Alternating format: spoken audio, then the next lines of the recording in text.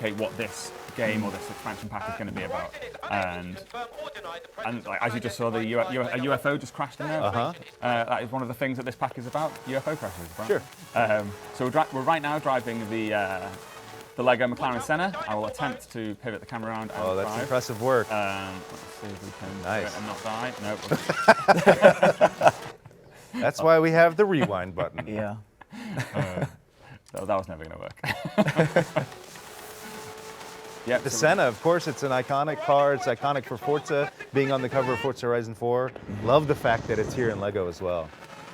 No, absolutely. And I think that was one of the things why we picked the Senna in particular.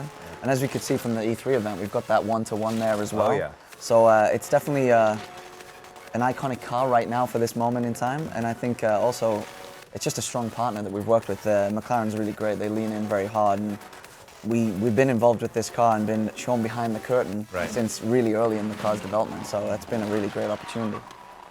So, Mike, we were probably both having really similar conversations because it was obviously our cover car and you were producing the set at the same time. Absolutely.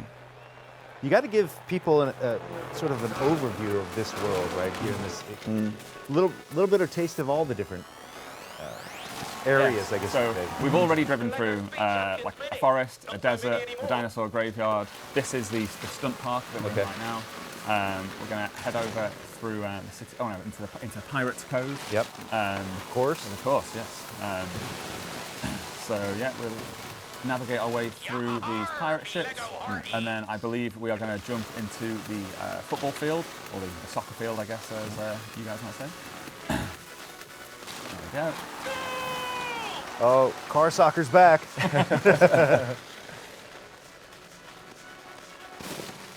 got some farmlands. I think just in this probably 30 seconds that we've been talking there, the amount of different ecotypes and areas and biomes that you drive through really is staggering. We're coming into the city of Brickchester now. Brickchester, of course. Yeah. So from a Forza standpoint, Mike, seasons are going to change, night and day. All that still feels like Forza, right? Absolutely, yeah.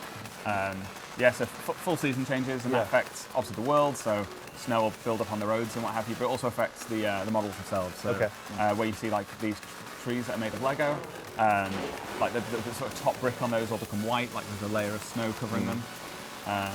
In spring you get Lego blossom appearing on the trees and things like that. But I think that's what the guys have captured with the game is just phenomenal. Yeah. The level of detail and their level of understanding Lego, it's not something that you can really explain word for word. For example, if I was to say Lego humor, it's something that internally we know what it is and we can deliver that, and therefore kids know what it is. Yeah. But for an external partner and for example, someone who's maybe not looking at Lego the same way we do, to just pick it up and get it straight away, that was just fantastic. Well, what were those early conversations like in the early days? There were quite, I want to say, discovery, because it was a brand new partnership. We both have a certain high level of detail and quality and premium feel, but you kind of protective because you're kind of, this is our side, and you're kind of passing that over. So. Shakily handling exactly. over the secrets. You know, and you're kind of saying, okay, you can play with our toys, but don't break them.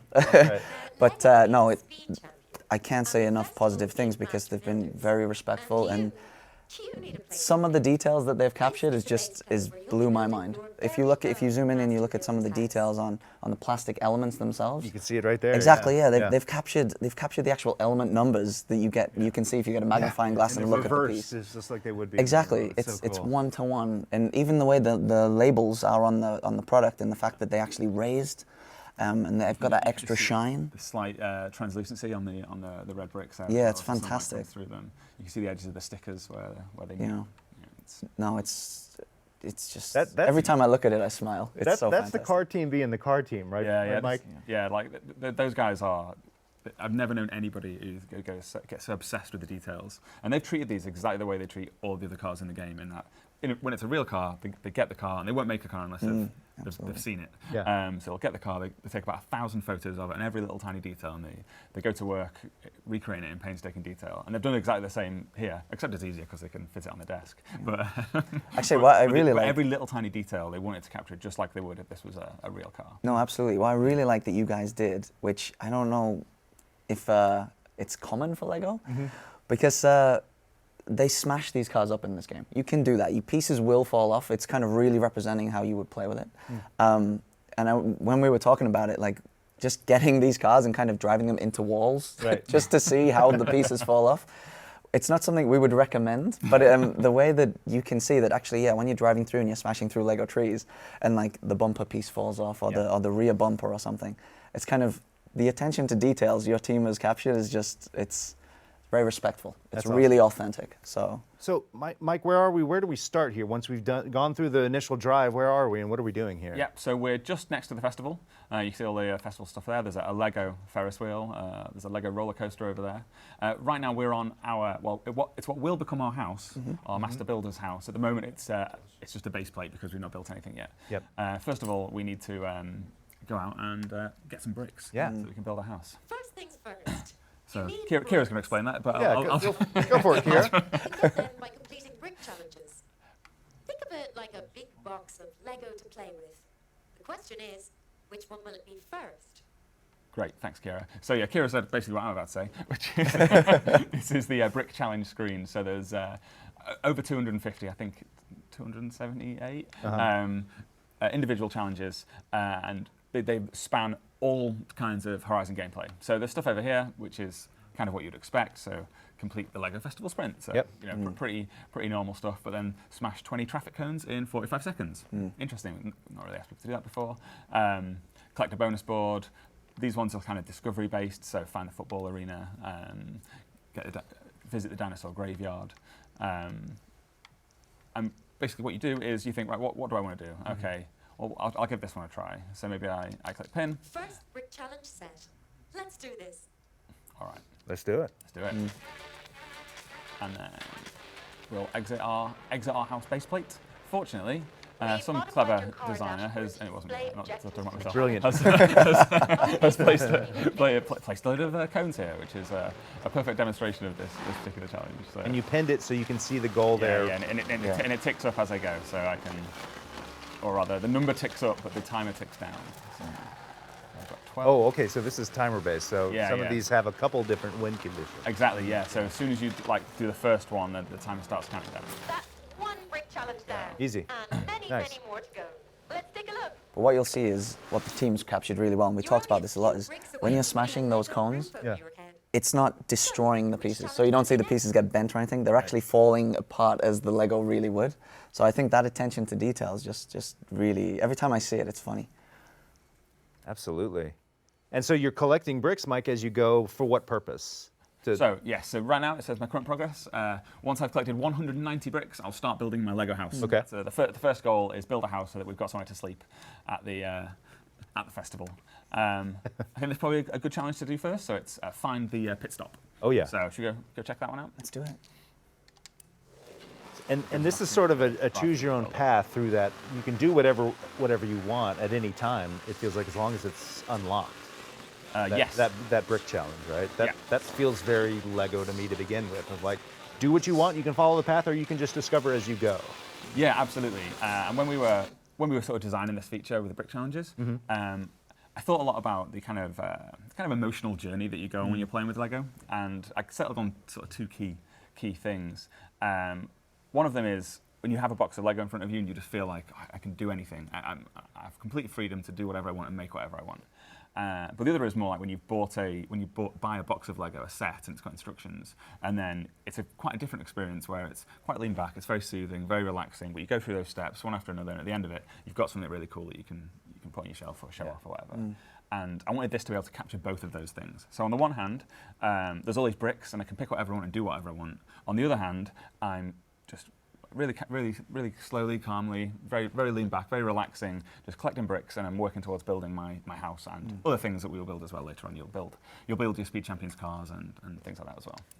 Which feels, I don't know, Chris, that feels right in line with kind of how people play with Legos. Everybody has sort of a different way of absolutely. Legos. Absolutely. I think that one of the things that we're trying to push with Lego, I think Lego is the best medium for expressing your imagination. So with this game, imagine that you've just got as many pieces of Lego as you really want, and this is a world you've created.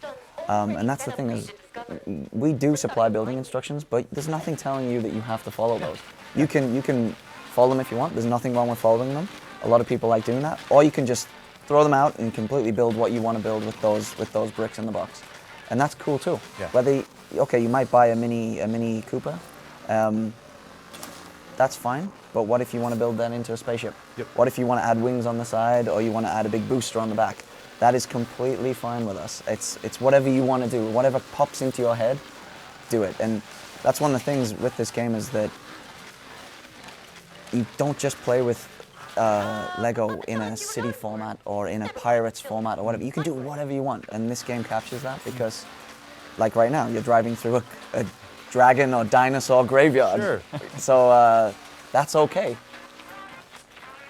One of the other great things we're seeing right now is as I'm driving around, I'm discovering race events because unlike our previous games, all races and PR stunts are just unlocked from the start. Okay. So you don't have to earn influence to unlock things. Everything's just there and available for you from the start. So again, just really feeding into that idea that you have freedom to do whatever it is that you want to do. Absolutely. But we've got a goal. We're looking for the pit stop. Yeah. So we're heading. I imagine you know where you are in the world here, Mike. Yes, I know where I'm going. We're good. We're doing the nice tour towards the pit stop. Yeah. Fortunately, this isn't my first time playing this. Yeah, that's a good you're thing. pretty I'm familiar glad with to hear that. And where on earth is Fortune Island? This was the first place I went to when I was playing it earlier this week. Yeah. I was like, I got to get to the racetrack. Yeah. This is Lego Speed Champions. This is a racetrack within the world of Forza Horizon 4. This is, when you think about it, it's never been done before in the Horizon series. That's right. And I've spoken to a lot of people this week who I've said that to. It's got a racetrack. Right. And obviously you guys who are watching the stream absolutely know that Horizon has never had a racetrack. Right. A lot of people are just like, but haven't you always had racing? Right? Yeah, exactly. Also, isn't that what you guys do? And I'm like, no, it's not. This is genuinely brand new for us. Let's do a race. So there's, in fact, before we jump in, let me just take a peep at the map. You can see there's like a bunch of different layouts. So each one of these is a different layout of the circuit, and they have a different start location. You can see the layout there. So there's a drag strip here. There's the oval around the outside. I love that oval. It's banked oval. I love that. Yeah, and then a bunch of other configs as well.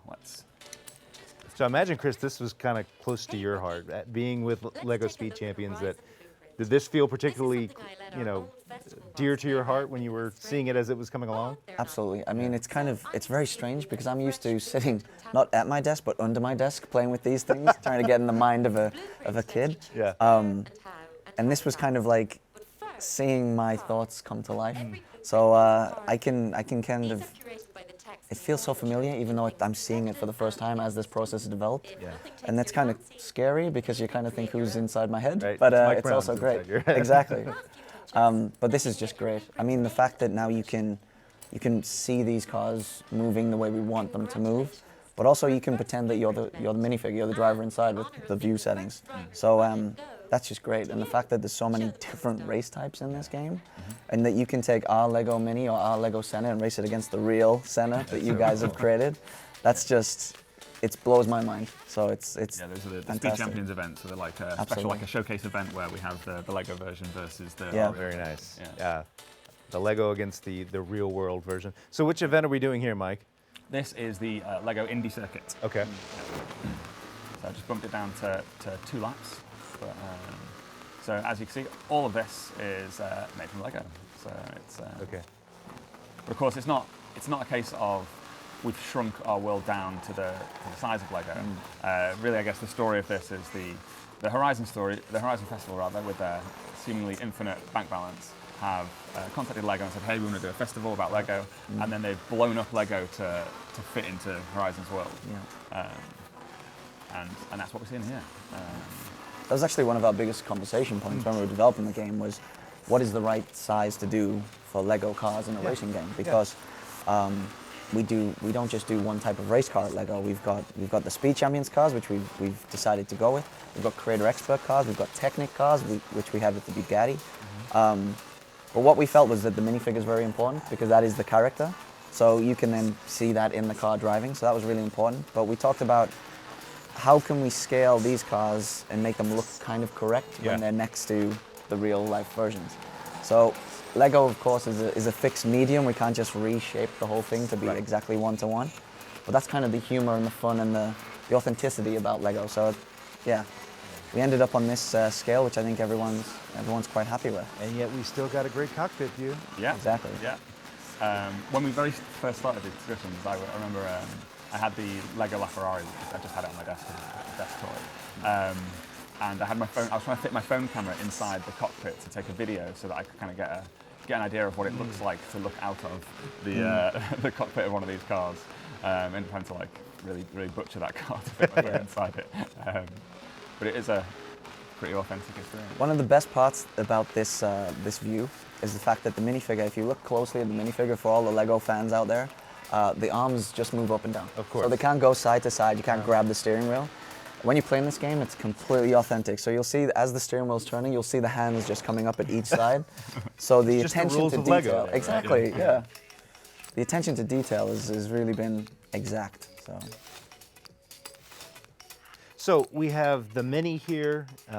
What are the other Lego cars, Mike, that we can drive in this? So we drove the McLaren Senna during the initial drive. The first car we got into the Mini. The other car is the Lego Ferrari F40 Competizione. I think we've got them all in our garage if we want to check something else out. Let's take a look. Yeah. One of the things you were talking about then, Chris, about scale has been a real headache for us. So the guys were really keen that once you have a stud, that all of the Lego in your world must conform to that scale. So every other brick that you see will connect onto these. They'll have to be exact size. Yeah. Now our art team have never had to live in a world with those kind of constraints before. Yeah. When they want to make a tree a few feet bigger, they can select the tree and make it a few feet bigger. It's not a restriction that they've ever had to think about.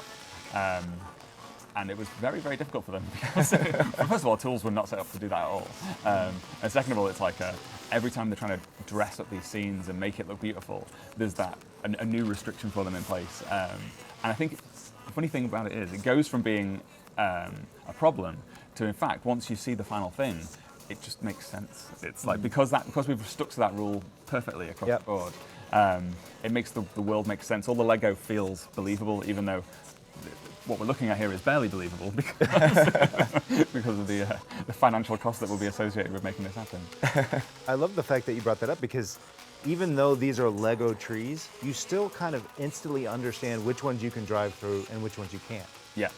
There's still that idea of you kind of understand instinctually which ones you're going to get through and which ones you won't. I love that. And if you don't know, you'll soon find out. We'll find out quickly. Absolutely.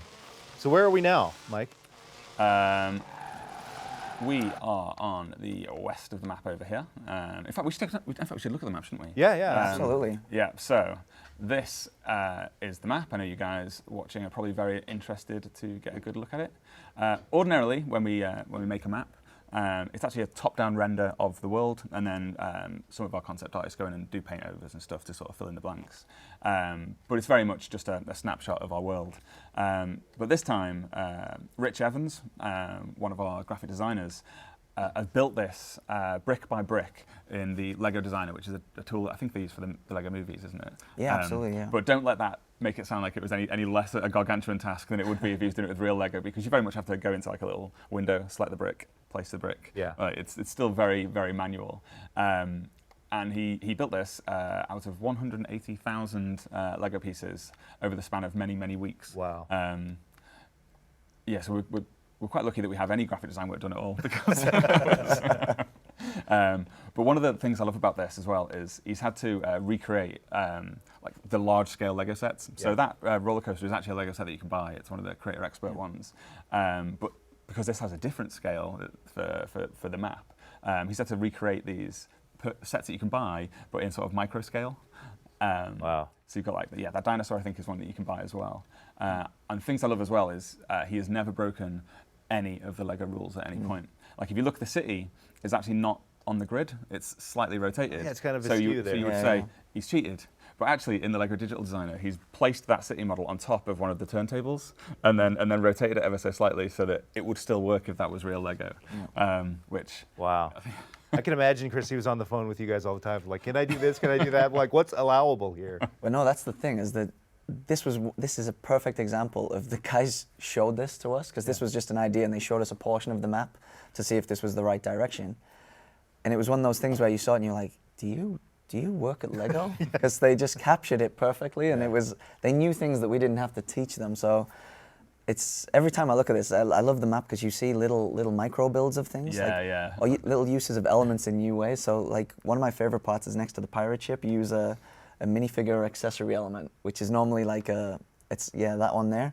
It's used as a lifeguard's flotation, and it's used as a small life raft here. Wow. That's just clever thinking. So I mean, Rich took that task on. He didn't have to. I think that wasn't. It was very much because he wanted to, because he's a massive Lego fan, and probably thought it'd be great to spend a few weeks of his work life just building with Lego.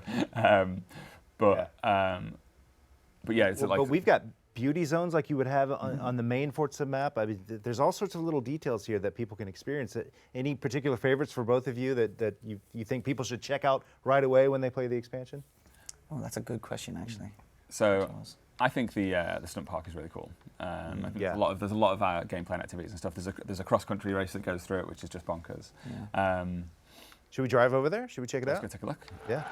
I'm in a I think my favorite part is probably the city section, with all the, because like Mike was saying, most of the things that's in there is a real Lego product. Yeah. So that if you could have your dream world, you could go out and get all these sets and build this massive thing. You probably need the size of a football field to build it, but you'd achieve it. But don't tell my kids that. They're gonna no, exactly. Yeah. But all that city scene where we've got all these creator expert buildings, beautiful detail. Really, their team do a phenomenal job.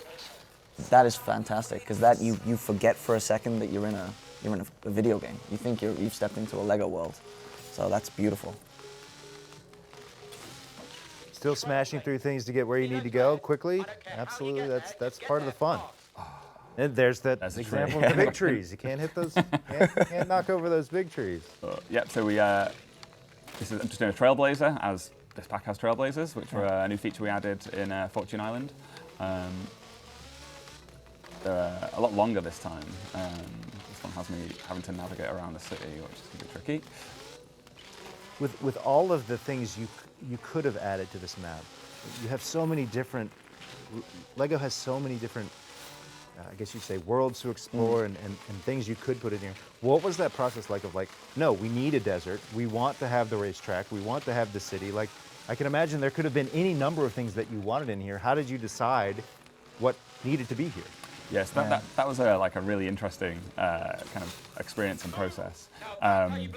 Because as soon as you start to have those discussions around what's the most important things, what are the types of Lego that we have to have, you find out that everybody who has played with Lego as a kid has a different idea of what the most important Lego is. Like there is no quintessential iconic Lego set, because for some people it's pirates, for some people it'll be city, others it'll be the dinosaurs or the Lego 3-in-1s and stuff like that, or no doubt Speed Champions as well. And so as soon as you have that conversation, you realise, oh, no, I'm in another drift zone, I'm going to make a fool of myself. As soon as you have that conversation, you realise that's part of the beauty of Lego, is that it means different things to everybody, and we really needed to embrace that and include as many of those themes as we could. So I'm going to bin off that drift zone to come here and see the stunt. This is the stunt part. Yeah, this is so cool. The giant minifigures up on the podiums. Which are actually built out of individual bricks, so as to not break. Really? Yeah, because we try to keep to that same scale ratio. Yeah. But that's one of the best things about this game, is the fact that Speed Champions is a theme based around cars. So we don't have a world. We've got a few garages and things, but creating a world, it's how do you do that? And what do you think of when you think of Speed Champions? So one of the things we talked about a lot was how does a kid play with it in their bedroom? And there's nothing stopping a kid at home having a pirate ship or having a UFO set, and then their Speed Champions Ferrari or McLaren, where it's just kind of like, they can do that. So why don't we just show that in the game? So I think the team's done a great job to pull that off. I see those ramps up ahead, and I'm like, man, people are going to have fun with those. Yeah. We're going to see some great stunt stuff coming out on video. Yeah. This is just like a really fun area to play around in. Let's take a look over here. Yeah, there's loads of, a lot of the brick challenges, I don't know which ones I'll have unlocked yet. So the yellow ones are are all skill-based. Okay. Which is basically this whole section here are all yellow. And it's basically every time you unlock new ones, it's like, off to the stunt park. Right. Yeah. It's like, when they're like, jump in this car or get a. Well, I didn't even notice that they were actually color-coded, so each color means something. Correct, yes. Okay. So blue is racing, like I say, yellow is skills, purple is like kind of discovery / map knowledge. So it's like, find this area, and these ones up here are a bit more challenging. So it's like, in any S1 class car, drive from your house to the pit stop in under 1 minute 45. Okay. So, and there's a ton of those which have different sort of car restrictions, which just have you, they're actually quite interesting because they're kind of multi-layer ones. It's like, right, okay, what car do I pick?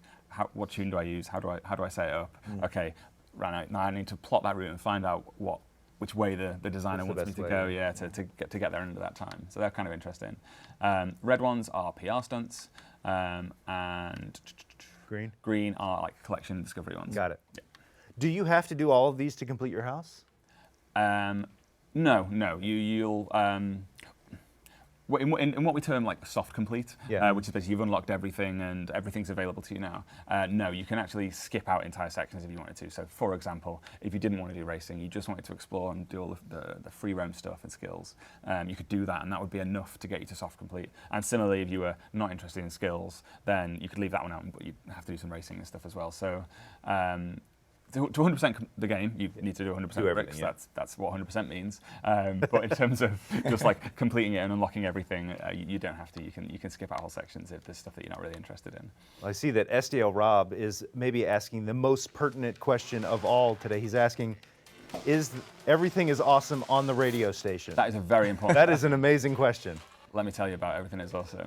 So we actually have a brand new radio station called Radio Awesome, which is Everything is Awesome, 24/7, non-stop, Everything is Awesome. That is amazing. I'm not going to say awesome, that was amazing. An amazing decision. That was a complete surprise for me. Is that right? Yeah, that was one of the Easter eggs the guys like to drop on us. Everything is Awesome is become iconic, Chris. Absolutely. Like it or not, it's Absolutely. become iconic.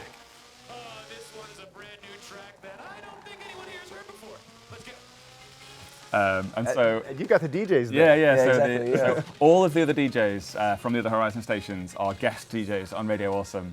And as you play through the game, they start to. You can tell already actually that Scott was a bit wired. He heard it a few times. And yeah, but they all start to just become slightly unhinged as they progress through. The most funny ones is as always Don, the Timeless. the timeless classical DJ. Yep. Obviously he's usually listens to classical music all day, so being forced to sit in the booth playing Everything is Awesome all day every day. That's like Don's idea of purgatory. That's really cool. Anyway, I'm going to do this cross-country race up here. I need to change. Oh. So, we talked about earlier about the cars themselves and how obviously this is for our F40. In terms of performance, Mike, is this car relatively similar to the actual F40 in terms of performance, or how did you guys go about, from a performance standpoint, building the Lego cars versus the real-life counterpart? Yeah, so we're blowing this stuff up to the Horizon scale. We're bringing this stuff into the Horizon world, so we need to make these cars drive like a real car. So they very much handle and perform as the main car does. All the car physics and stuff like that are the same for these as they are for the main cars, and that includes. I hope you don't mind me saying this, but the Lego cars are not quite as aerodynamic as the main cars. Wait, what? Breaking news just in. Which means that we had to do some work there because our aerodynamic system does look at the shape of the car to determine how much drag it's going to put on them. And there was a significantly higher amount of drag on the Lego cars than there was in the real life counterparts. Right, I'll just knock down the number of laps. All right, what are we doing? We're doing a cross country in the Mini? Yeah, it's a cross country through the stunt park, which is pretty crazy.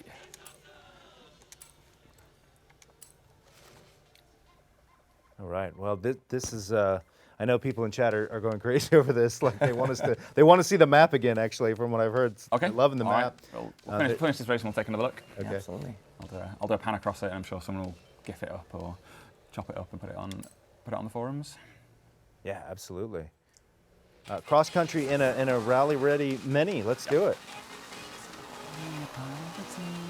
Oh no! Now Mike's singing it. Uh-oh. So before I came out here, I did a playthrough of this. Just so it was all fresh in my mind before I had to come out and talk to you and countless other journalists about of course. it. And throughout that entire playthrough, I listened to Radio Awesome the entire way through without ever changing it. How long was that, you say? 10 hours? Yeah, I think it was more than 10 hours. That's crazy. Yeah, I think my kids thought I was losing it a little bit because I got home and obviously they don't know what I've been working on. And I was just humming "Everything Is Awesome" like all night.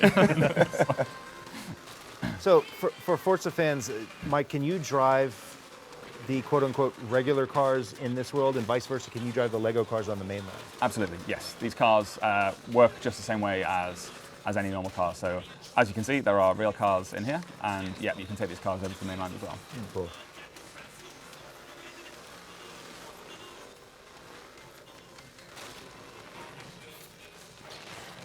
So lots of jumps like you would expect in the stunt park, I suppose.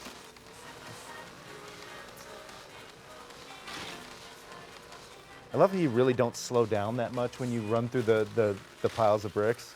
You're kind of encouraged to do that. Yeah, absolutely. That's one of the main things that was added in extra was just, do we need them? No. Are they fun? Yes. Yes. So let's just add as many as we can.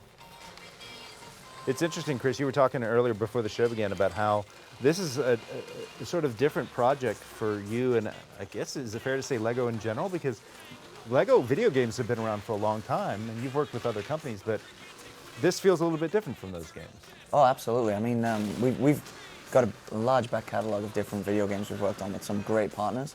The thing that's different, probably is the main thing about this, is that this isn't a Lego game. This is a Forza game, and it just happens to have some Lego in it. It happens to have some really accurate and beautiful Lego in it, but it isn't a Lego game, and that's the big takeaway. Where the games that we've created previously, they've been Lego games. Yeah. Also, this is kind of the first game where we've really, and I take credit for this, but it's purely your team, focused on the photo reality. So some of the details the guys have got, like we were talking about the little imperfections on the elements, where if you zoom in, it actually matches the molding details from the real pieces. We've never went to that level before. So that's just been crazy. Yeah. Is that because you just never had to in the other types of games? And I think we just never. I think, truthfully, the Lego movies have kind of set a new bar. Yeah. And that's one of the things that when we were talking to the team to begin with, that was kind of coming from the Forza side, where they were like, we really want to capture this.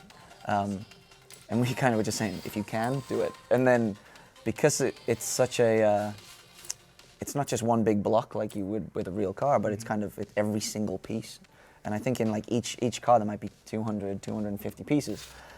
That's a lot of data and information to kind of recreate. So we were kind of like, do the best you can, and then we can see it and we can review it. And then when we saw it, it just blew our minds. So yeah, we didn't want to set rules. Yeah. We didn't want to say, okay guys, you have to have this many cars, you have to have this many Lego pieces in the game, it has to be this many trees, or it has to have a UFO. It was kind of like, okay, what do you want to get from this? What do you want to do? And then we do have rules, so what you build in the Lego world has to follow. We have building rules, because the pieces go together in certain ways. And you can't just cut and chop the different pieces, because they're based on real things. Other than that, we just kind of sat down and brainstormed different fun ideas, and the wackier the better. Yeah. So yeah, I can't, every time it's on the screen, I'm smiling. I remember one of those jumps, Mike. Absolutely. Okay. One of the first things that we were shown when we were looking at like the testing of this and the visualization was we just saw a version of the Senna just going through a field like we've seen previously when Mike's been driving around, just a field of flowers. And it's crazy how that 10-second, 20-second loop became so mesmerizing. Yeah. Because the detail was just amazing. It was really, I haven't personally seen anything like that before, so they definitely pushed the bar from what we expected. Well, you're watching Forza Monthly. I'm so happy to be joined by Mike Brown, Principal Game Designer at Playground Games, and Chris Stamp, Lead Designer at Lego, talking about the Lego Speed Champions expansion for Forza Horizon 4. There's so much going on here. We're having a ball just playing the game and exploring. If you guys want us to check out something in particular, let us know. They'll put it on chat. We'll do our best here. But Mike, we've been in the Mini, we've been in the Ferrari. Now you're going to spend some time in the Senna now. That's right. I just completed a speed zone while you guys were talking because that got me enough bricks to start building my house. Awesome. But I think someone wanted to see the map, didn't they? So should we just spend a little longer? Yeah, they're loving this map. Yeah. Well, I don't even know if we've been to the Pirate Cove yet. I just jumped over it. Oh, did you? when you said hit that jump, I went straight over. Yeah, those are super powered jumps too. Yes. Those aren't just regular jumps. Yeah, they're like jump boosters. Yeah, there's a couple that are at the start of a Trailblazer. Okay. So you go for the Trailblazer gate, and it throws you out instantly, which is a really interesting take on those challenges. For those who don't know, what is a Trailblazer? I know it's part of Fortune Island, but what is a Trailblazer? So a Trailblazer is it's like you have your start location, a gate. As soon as you go through that gate, you see a pin drop, and you have to get to that pin as fast as you can over all kinds of terrain. So and you have a timer ticking down. So kind of like a speed zone, but cross country and usually over a kind of crazy long distance. So if you can use those jumps, all the better. Yes, absolutely. I think I see a lighthouse down there. That's right. Yes, there is a lighthouse down there.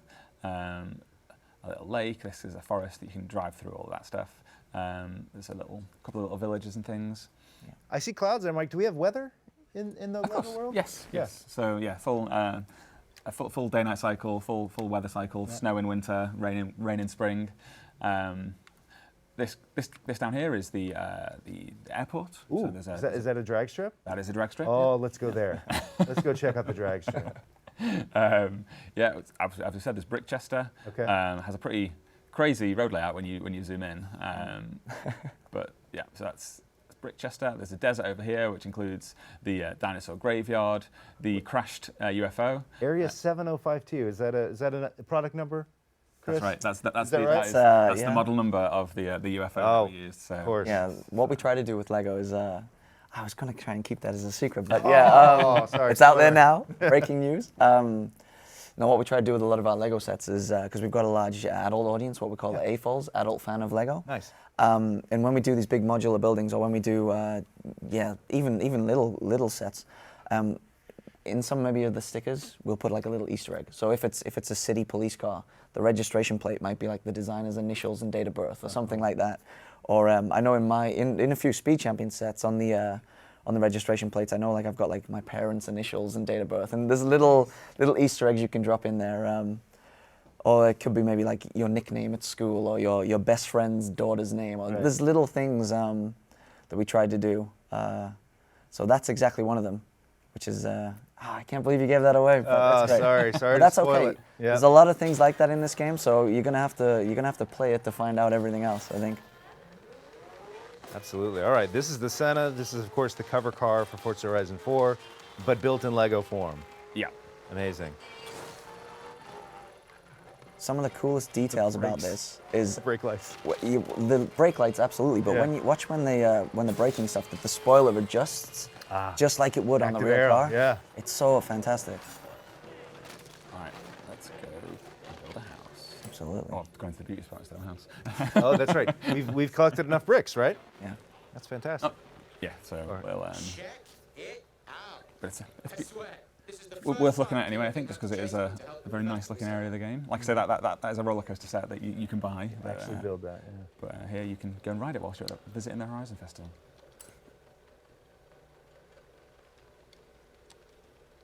Right, let's go into the house. I think I saw a promo for one of the behind the scenes, Mike, with you on a roller coaster in Denmark at the Lego facility. I don't want to give too much away. Yeah. On a roller coaster in Denmark weeks ago, screaming about this expansion. So we did well to not have anybody overhear it. Yeah, if there'd been any Forza fans visiting Legoland that day, we probably been in trouble. We just hijacked Legoland. So that's it. It's a small beginnings, very humble house to begin with, but at least now we have somewhere to sleep while we're staying at the festival. Absolutely. But this is a Horizon event after all. So every time you upgrade your house, we'll throw in some rewards for you. Cool. So we unlock some new brick challenges, as Kira just mentioned. We also unlock bonus cubes, which are like a new collectible. Now, I was doing some work for Lego, and I found instructions for a full-scale Lego Ferrari F40. You want to be a speed champion? Get me some bricks. These new brick challenges should help. Yeah, so we should mention we've used some dev tools, haven't we, to give ourselves the Ferrari F40 and the McLaren Senna. Ordinarily, when you're playing, you'll need to complete these brick challenges and collect those bricks so that you can build your very own Ferrari F40. Anyway, you want to look at the drag strip? I'd love to, yeah. Let's go and check it. Let's go check it out. And if you find and smash them, it should give you a skills influence boost. Hey, only one way to find out.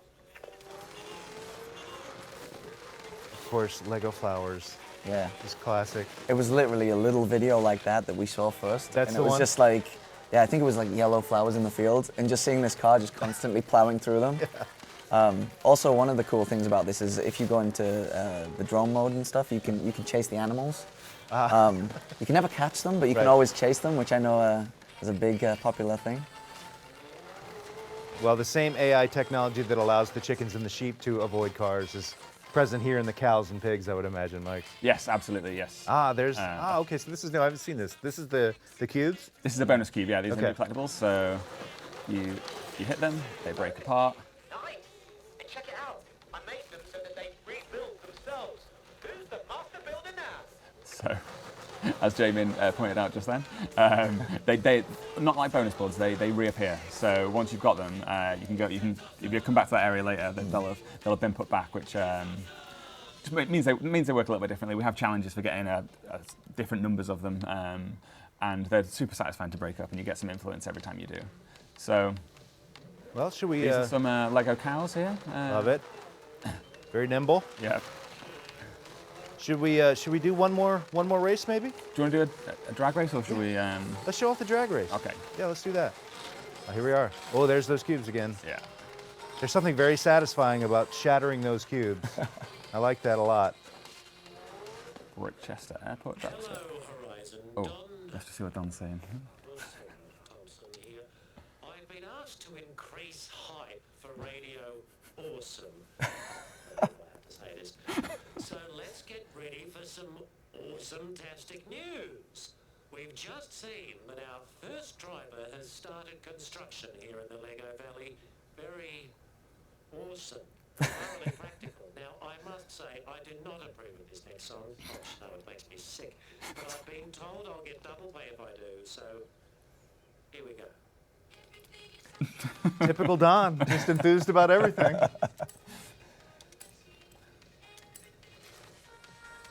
So yeah, there's some good gags in the Radio Awesome lines. Does mean you have to listen to Everything Is Awesome constantly, but well, that's what I'm going to do when I get home. When this thing comes out, I'm going straight to the radio station. I want to hear every line. All right, so we're on the drag strip. That's right. How long is this drag strip? You know offhand? I don't know off the top of my head. Oh, it looks like that. Oh, Bugatti. There's a Bugatti over there. Of course not. There you go. Wow, that was quick. Might need an all-wheel drive conversion there. Yeah. That's so cool. I'd guess probably quarter mile. Well, that is, guys, congratulations. It's an amazing expansion. I know that the fans are really looking forward to it. This expansion arrives in just 2 days. The LEGO Speed Champions expansion for Forza Horizon 4 is coming out on Thursday. If you have the Ultimate Edition of Forza Horizon 4, you're going to get it. You can purchase it separately. And our friends at Playground Games are going to be doing a live stream on Thursday. I believe it starts at 8 a.m. Pacific, and showing off, playing the expansion with everyone, and just having a good time celebrating this expansion live from Playground HQ. Don't want to miss that. Mike, thank you so much. Chris, great having you here. Thanks for having us. Thanks for having. It's thanks been for being here as well. Absolute pleasure to be here. One more thing. Yeah. The pack is up to preload right now. So Absolutely. if you are an Ultimate Edition player, or if you own the expansion pass, then you can go out and get it downloaded. You can get it downloaded now, so you're all ready to go on Thursday when it goes live. Yep, we're all going to be playing on Thursday. I can't wait for that. Thanks, guys. Appreciate that. Listen, let's take a look at the rest of the schedule here today on the June edition of Forza Monthly. We still got a lot of great stuff. We're going to be talking a little bit with Jennifer Yee about the recent Forza RC test that we did, getting ready for the next Forza RC season. And then Creative Director Dan Greenawalt is going to be here talking about the future of Forza All Up. We're going to have a great conversation with him, talking about things I know you guys are really interested in, so looking forward to that conversation. We also have a look ahead to July. Now, we talked about the Forza race regulation stuff coming. All of that's coming in July. We're going to have more to say about that in just a bit. In the meantime, Earlier today, I got to sit down with Jennifer Yee, who is the Director of Esports at Turn 10, and talk about the recent test we did for the Forza Racing Championship and talk a little bit about the future of the Forza RC. Take a look.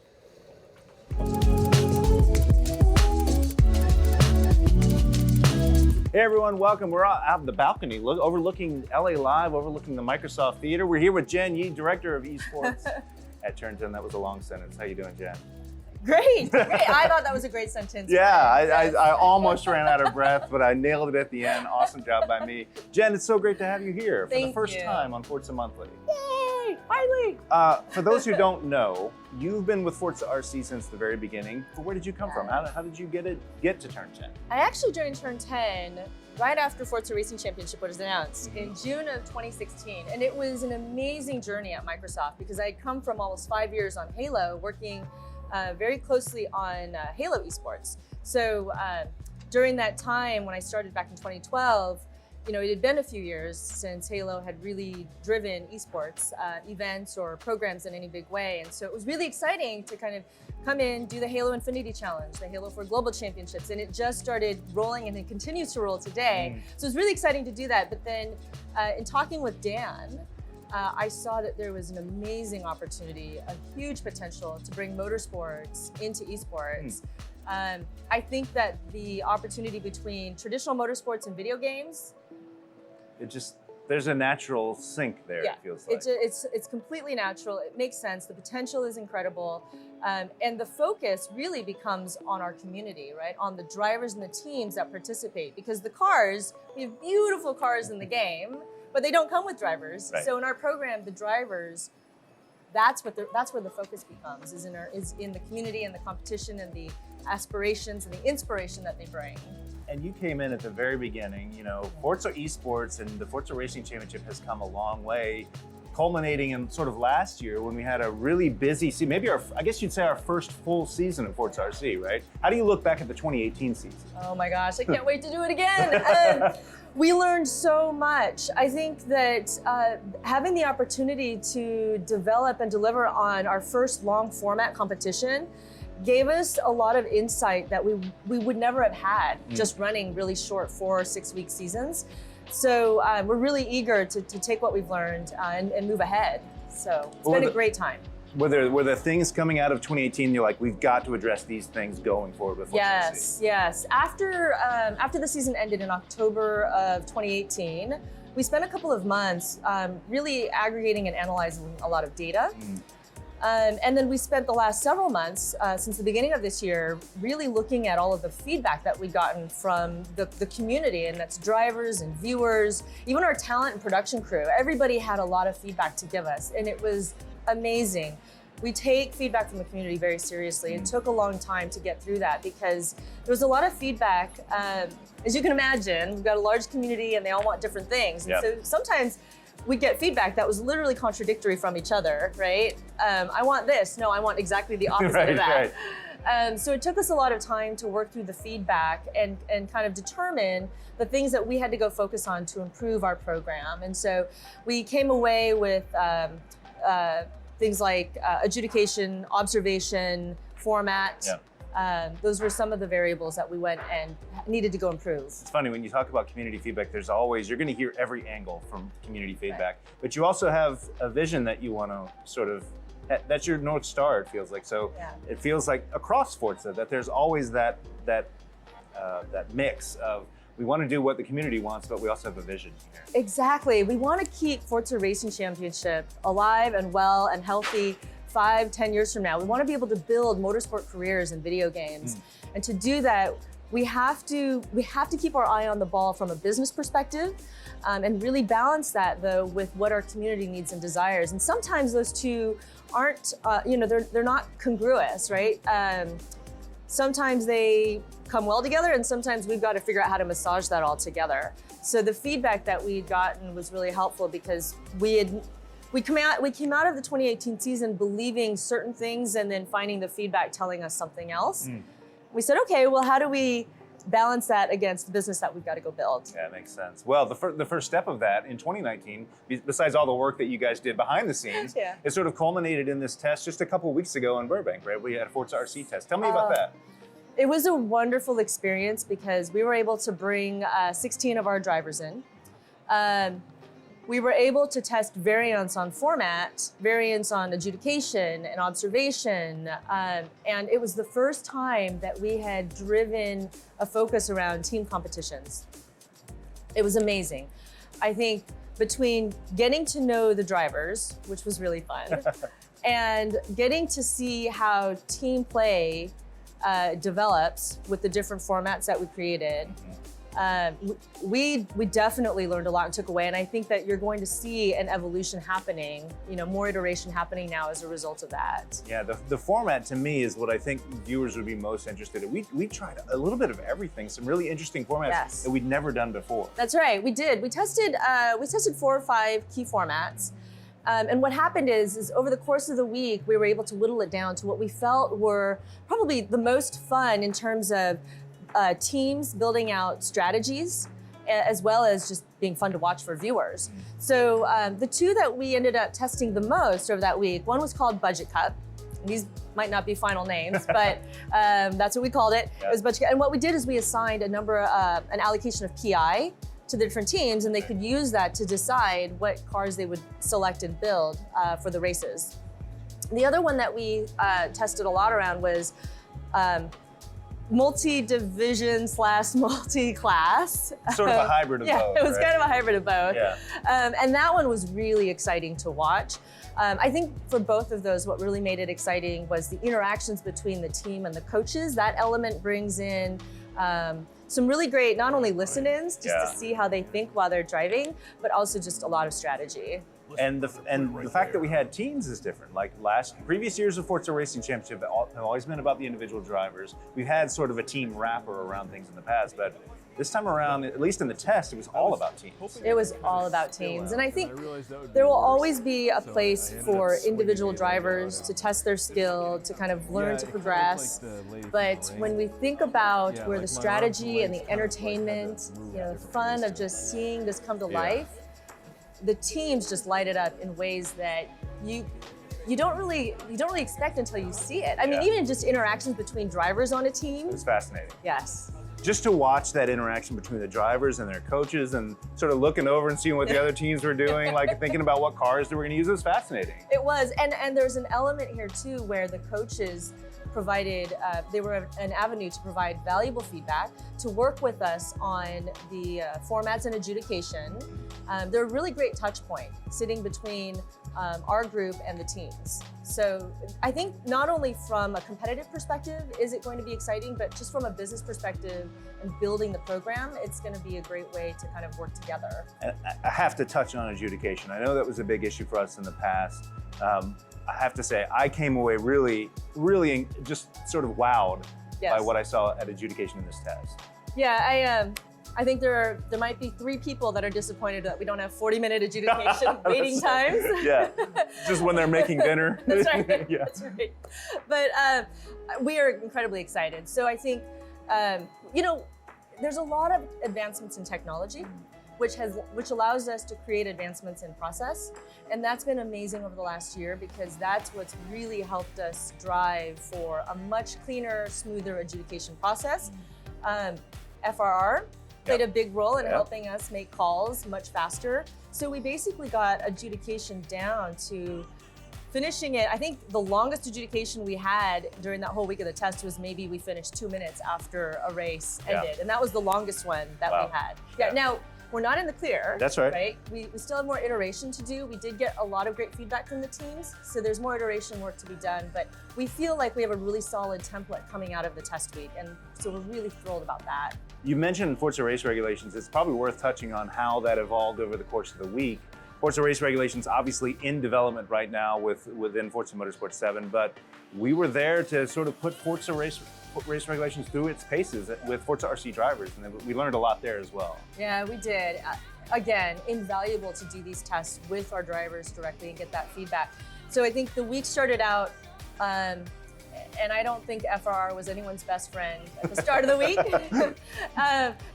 But we took the feedback, we listened, and Elliot, our tournament director on set, kind of tweaked FRR over the course of the week. And by the end of the week, I think that the feedback, you could see an evolution in the feedback. Yeah. So it was, all right, it's better, still got work to do, but it's getting better.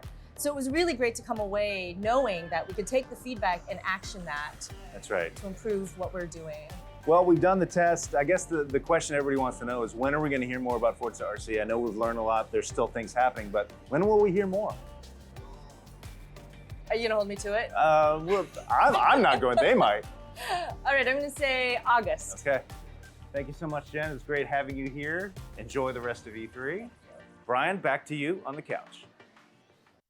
Very much, Brian. Appreciate that professional throw. Hey, listen, I'm so glad to be here with Dan Greenawalt, Creative Director of the Forza franchise. It's been a while since we've talked to Dan. I'm so happy to have him here at E3.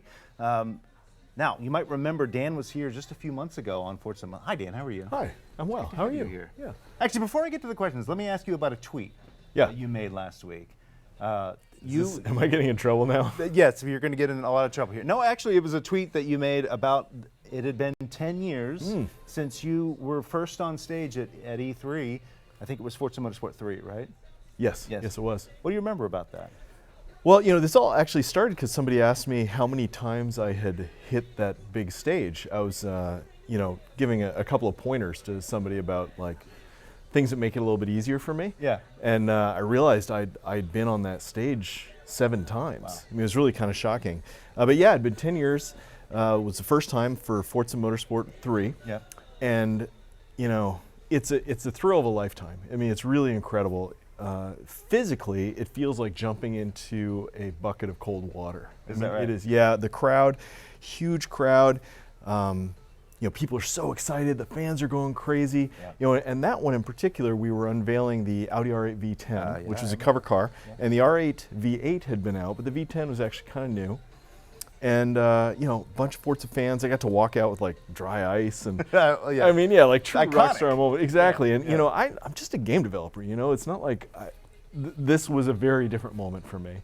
And since then, I've learned, you know, to look out between the curtains before you walk out, and take the crowd in for a second, like that cold water. Let your heart stop for a second before they open up, because you don't want to be having that feeling when you're actually walking out there trying to find a queue.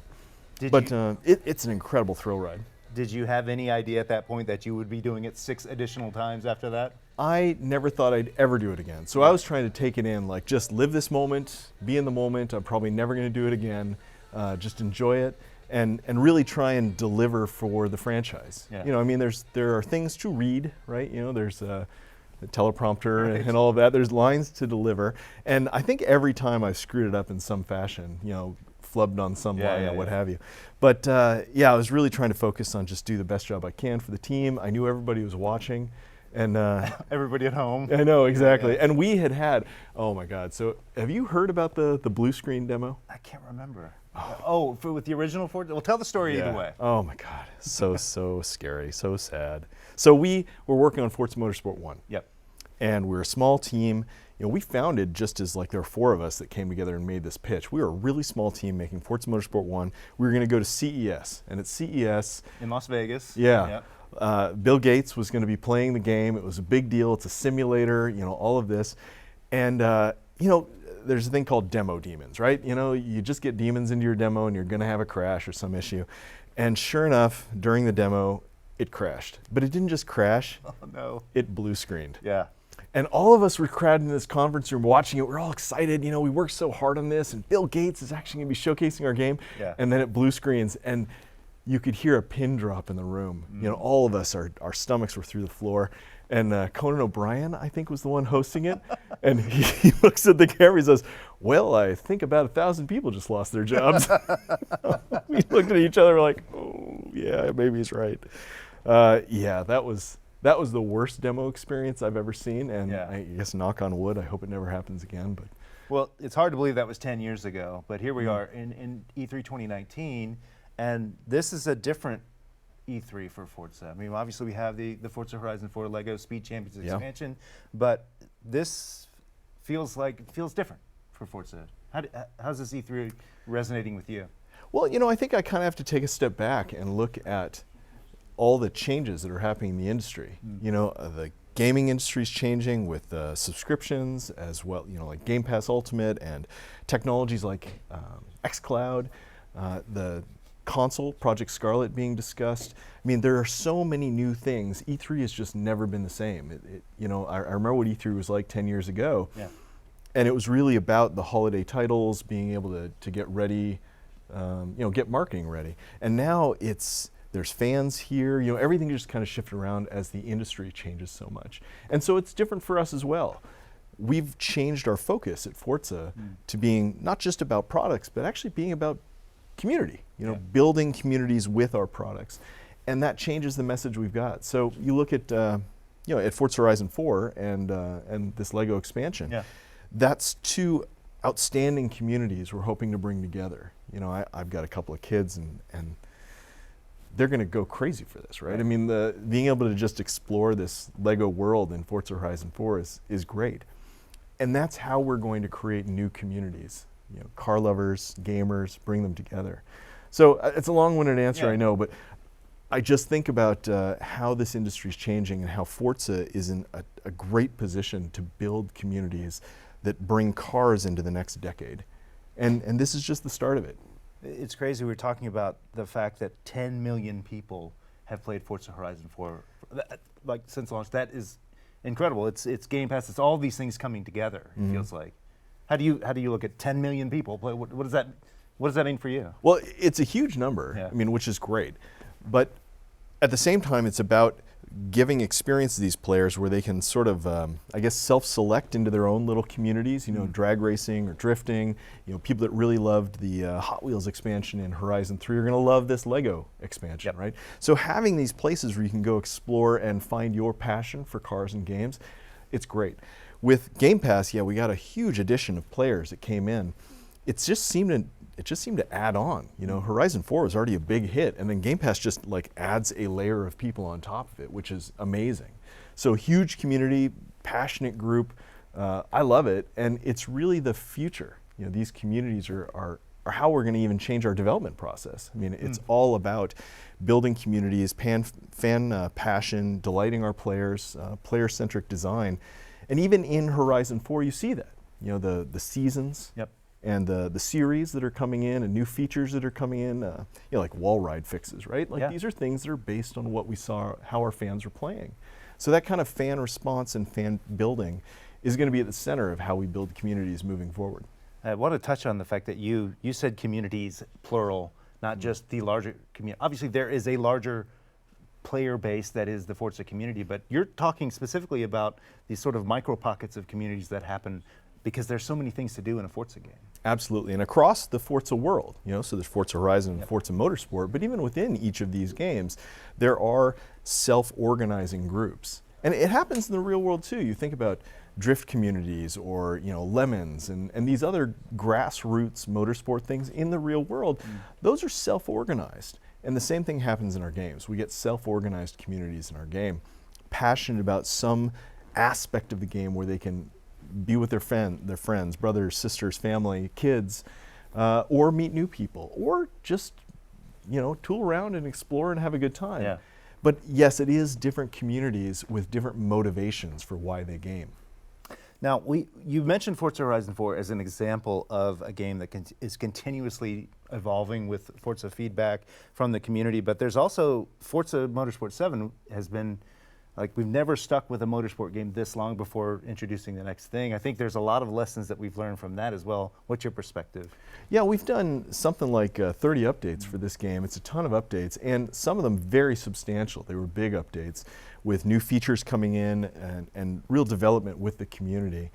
And we took this year not only to update the game, but to update our process, our tools. You know, our first customers, honestly, are ourselves. We play test our own work, but we also have artists on the team that need tools and pipelines and new ways of doing their iteration in their work. And this year was all about learning how to listen to our different communities, build those up, create features for them. So that was internally and externally. Yeah, we did new features. We've had great activation events like the IndyCar Bounty Hunter. Yep. Things have been evolving and changing, and even things that we thought how the game was going to go, you know, players didn't like this aspect or that aspect, and we changed it. You know, cars were unlocked across the game. There were new features added, and things changed. That is the kind of responsive design we're looking to do. But it is listening to a myriad of communities. Yeah. It's not one megalithic voice. We're listening to different groups, and a lot of it's listening to their emotions and their motivations, not specifically this request or that request. So we're building these communities and we're talking to them. We bring them in panels, we're doing Skype interviews with them. And the question's really about, you know, how do you feel when you're playing this game? You know, and I know some people may react to how do you feel as, you know, what's this really about? But it's really the language of design. Are you excited? Are you frustrated? You know, what are the base feelings and what are other games you felt that way in? What are other experiences? So that we can draw inspiration as a design team to create the new experiences. I think this a lot like Motorsport 1. We didn't have a date. We didn't have, we didn't have a full team for a long time, but we had a lot of customer touch, right? We were bringing in our players a lot, and we were innovating new features like the optimal line and Drivatar and the livery editor, and those were built in a little microcosm with players in-house doing UR and playtesting. And we're really doing that same cycle now in Motorsport 7 with, you know, releasing features like FRR. Yep. And even as Jen was saying, the actual racers, you know, getting our hardcore racers in there. And we're doing it also in the next motorsport. What the motorsport team's working on right now, we're bringing players in, we're interviewing them, we're getting ideas of you know, what is really going to light up the next generation of car lover.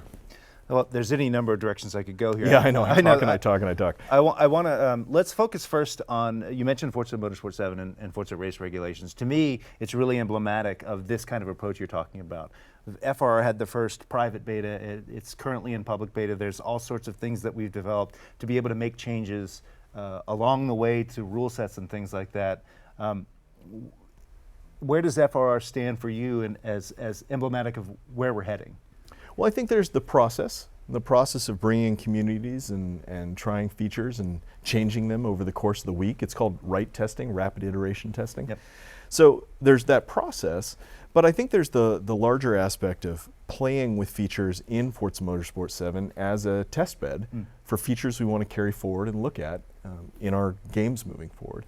The Forza race regulations are pivotal to creating a way of racing that we think will scale very well into esports. So it helps us actually adjudicate esports, but also it's training players as they start moving up in skill level, what is proper driving inside of Forza. But I'll tell you, absolutely, there are players who just like to smash it up on the racetrack. Yep.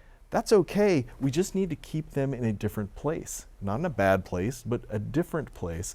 And start training people that actually, when you're wanting to go to more of the professional side and really get fast, that behavior's not okay. Now, we could do it with big punishment, or we could do it with just teaching. And that's what Forza race regulations really do. They just sort of give you a constant piece of feedback on, is this behavior that's going to be rewarded, or is this behavior that's going to mean I come in last in the pack? I think in terms of FRR sort of in micro and FM7, Forza Motorsport 7 in macro, of like how much more time is left for Forza Motorsport 7? How much development is still going to be put into the game? Because you were here in March talking on Forza Monthly about the fact that resources are shifting within the studio. Yeah. So we've reorganized the team. In the past, we had teams that were focused kind of on technology areas in many ways. Some of them were, well, there were things like UI and gameplay, multiplayer and the like. And we've actually organized those teams into feature teams where they can focus on a specific set of players, a specific community, and they can iterate with that community and build it out. So as the team was reorganized, they've started to shift over into the next project. You know, we're in concept phase right now for what's next. And so they're working very heavily with different players and community groups. But there are still teams working on Motorsport 7. Forza race regulations in particular still has updates coming. So as the teams first were reorganized, we worked on our tools, we worked on our pipeline. Now we're starting to shift teams into the creative space of concept and pre-production. has concept changed for the team now compared to what happened 15, 10, 5 years ago? Yes and no. I think from a high level, it's very similar. There is a concept phase, and we're coming up with new ideas. The goal is to really, flare, like come up with really big ideas. And then as you get into pre-production, which is also kind of a part of the concept phase, in pre-production you're focusing down on what you really can build and what's going to be required to build it. So we're still in that bigger, that still holds true. But how we go about that, how the team is involved, how players are involved, that's what's really changed quite a bit. One phrase I hear from you and from the team is this idea of player first. Yeah. That seems to be a mantra around the studio of how we're developing the game. It feels like it stands for a process, for just a way of doing things. Yeah, it's put the player at the center of everything we do. Another word we're talking about a lot is empathy, just player empathy. And that starts with empathy for each other on the studio, really getting everybody to think of each other as players first and make sure we're falling in love with everything we do, bringing players in and, showing them a great experience. It gets back to a place where we have to assume we don't know how all this is going to go. We're going to have to work on it with the community and learn it together and not hold so tightly what we're doing. That's traditionally, I think that's the biggest change, is that we'll work on something over a long period of time and then we integrate it kind of at the end and then we test it. And now we're looking at having things be more of a unit, a feature that we can work on, we can iterate on, we can pull people in and get feedback. And if it's not going well, we can ditch it. And if we find something cool that was surprising, we can expand on that idea.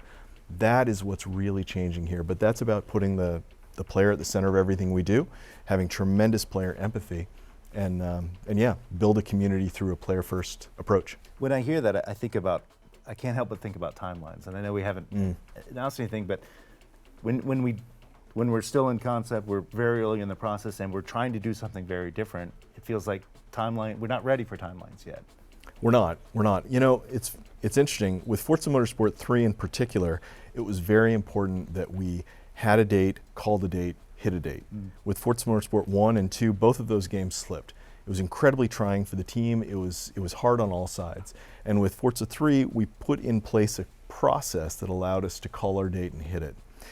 We're shifting again. Right now we're looking at what is the right date? Well, that's going to be told to us by the features that are coming online. So we currently do not have a timeline we are marching straight to. We're not looking towards a date. We're designing that fun. We want to find the fun with our players, and when we have found the fun that we think is really creating that next, great Forza Motorsport experience, something that's going to take us into the next 10 years, that's when we're going to start locking in on, okay, now we're in production and we're figuring out when our date is. But for this period, we're taking what is a concept that is so enormous. There's so many cool things in this idea, and we have to pick a few of them and start really prototyping them and figuring out, are they amazing? Absolutely. And now, you mentioned earlier about the different ways you're hoping and expecting fans to get involved. Can you touch on that a bit? That's another thing it feels like we're kind of discovering as we go along. It is, and it means sectioning groups into, I guess, cohorts. I don't know what the better word for it is, but just looking at different players and their motivation for playing, painters, tuners, fast drivers.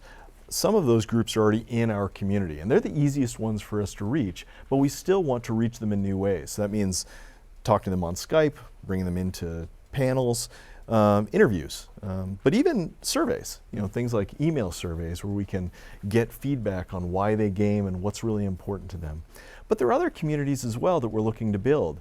Some are in the motorsport world and we want to get them into gaming, and some are in the broader gaming world. And when I say broad, I don't mean like casual. I actually mean hardcore gamers that are really into competition. You think about esports, can we attract an esports competitive gamer into racing?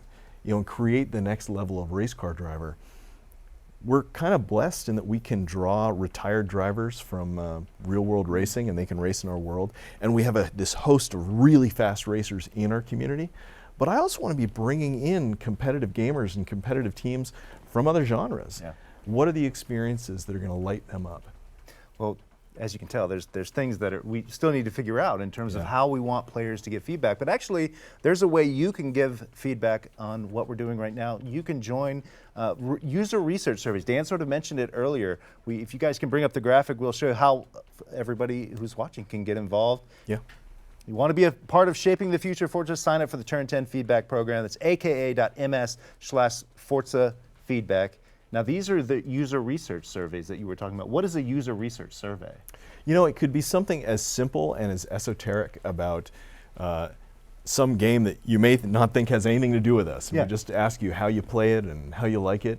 It may be about certain areas within a game, one of our games, and asking how you do that. These surveys can come in a lot of different shapes and sizes. And a lot of times we do what's called a screener. So we'll ask somebody about how they game, how often they game, what games they play, what, do they play on PC, do they use a wheel? You know, a lot of things that allow us to kind of say, okay, I think this group is here. So let's put a cohort together of 20, 30, 40 gamers that we can ask this set of questions to. And this is how we'll develop feedback that is multidimensional. And back home, you've seen the teams sort of design their concept for where we are in the process. What have you seen from the team? How are they embracing sort of this player-first attitude? Well, as I mentioned, it really does start with us as the first set of players. You know, we're the easiest ones. So there are teams that are doing weekly play tests right now. So they're working on a mode where they work for 3 days, pencils down, and then on Friday we play it. And is that the rapid iteration you were talking about? It is, and that has been happening now for going on. Oh, it's been a lot of weeks. Right. So, and that's changed and evolved, and new things have come out, new ideas, and it's the sort of thing you really couldn't have pre-designed. You have to iterate, you have to find that fun, and that's like a mining process. I mean, you've just got to do the work to find that fun.